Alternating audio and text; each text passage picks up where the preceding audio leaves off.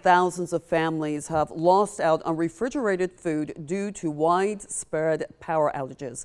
Megan Western has details on how some people can replace that supply.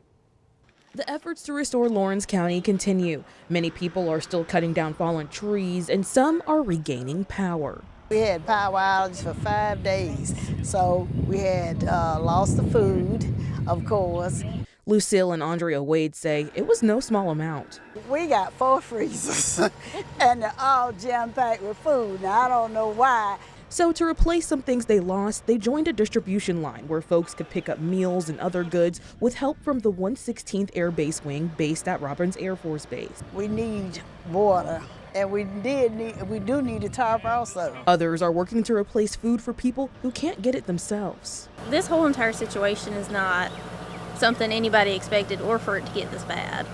So to be able to help people that we don't even know is great. Now, the State Department of Human Services is also lending a hand. You can request to replace your SNAP benefits, and hundreds of people have already used their help in Lawrence County. Here's how it works. You had to receive SNAP benefits in September. You had to lose power for at least 4 hours due to Hurricane Helene. Most of our Central Georgia counties have until October 25th to apply. And DHS says you'll get your replacement benefits within 10 days. You can come pick up a food replacement form at your county Department of Human Services. In Dublin, Megan Western, 13 WMAZ News. You can also fill out the form online without calling the state office. You can find it on 13WMAZ.com.